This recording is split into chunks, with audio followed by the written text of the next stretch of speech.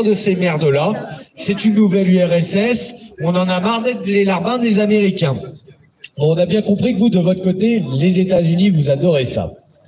Il n'y a jamais eu un seul sujet spécial, un seul documentaire sur cette poufiasse de Victoria Nuland, par exemple.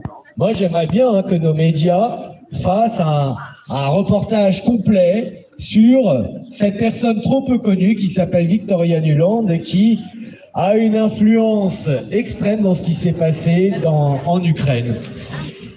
Moi, ce que je voudrais, c'est juste que vous fassiez ce que le Conseil d'État exige de vous.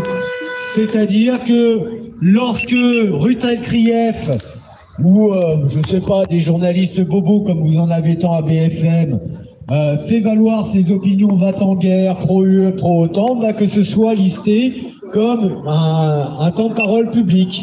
De la même façon que les experts que vous invitez, qui sont tous européistes aussi, c'est-à-dire des traîtres chimiquement purs, parce que quand on est hostile à la souveraineté du peuple, on va pas me faire croire que c'est une idée qui est gentille, modérée, etc. Non, l'européisme, c'est une idée de traître. Les néo-vichistes, c'est ce que vous êtes, des traîtres. Vous voulez brader la souveraineté des Français et l'indépendance nationale de notre pays à des institutions et des puissances étrangères. C'est parfaitement qualifié par le droit pénal. L'article 411.5 du Code pénal réprime de 10 ans de prison le fait de porter atteinte à la souveraineté des Français pour le compte d'une puissance étrangère.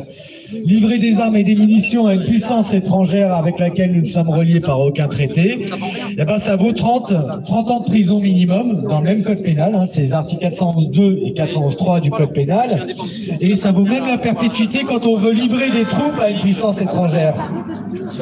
Donc il se trouve que le traité de coopération bilatérale entre l'Ukraine et la France, dont vous avez peu parlé, parce que comme d'habitude c'est de l'escroc, il faut rester dans la com et dans le narratif.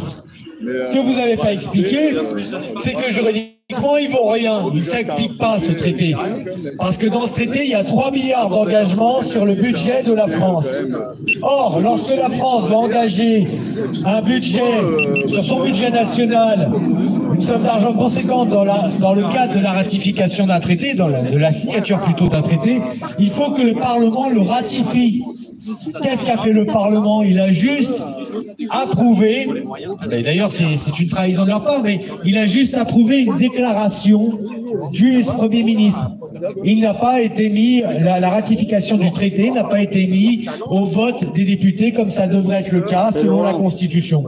Donc ce traité ne s'applique pas, il n'a aucune valeur juridique.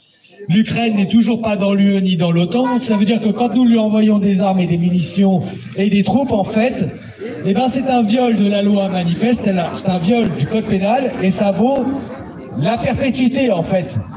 Ça vaut la perpétuité. Donc je sais que vous pouvez toujours continuer à faire de la com, du narratif, du récit, des éléments de langage pour camoufler la vérité objective, la vérité judiciaire, mais la réalité c'est qu'on est gouverné par des traîtres.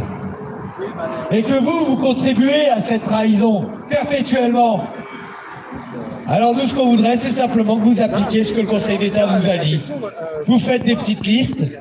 Quand vous invitez des va-t-en-guerre, des européistes, des atlantistes, des pro-OTAN, des larbins en fer des États-Unis, vous les mettez sur la petite case, larbin des États-Unis, larbin de Washington, larbin de Bruxelles, vous vous démerderez. Et puis, nous, on pourra relever finalement dans la case vide que vous allez jamais noircir, qui est celle de l'absence de gens qui sont patriotes, qui veulent sortir la France de l'UE et de l'OTAN, qui veulent cesser les livraisons d'armes et de munitions pour tuer des Russes, j'insiste sur le terme. Comme ça, nous, on verra. On a besoin de voir ce manque de diversité d'expression, et la seule façon de le faire, c'est finalement de suivre les préconisations du Conseil d'État, créer la petite liste, sachons qui sont les européistes que vous invitez, les patriotes. On pourra comparer s'il y a une vraie diversité d'expression, s'il y a un débat contradictoire.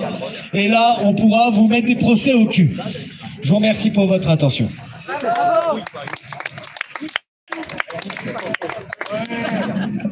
Merci à toi, Sylvain. Toujours aussi efficace, toujours aussi précis. C'est bientôt, là, avec votre nouveau patron, je vous propose d'inviter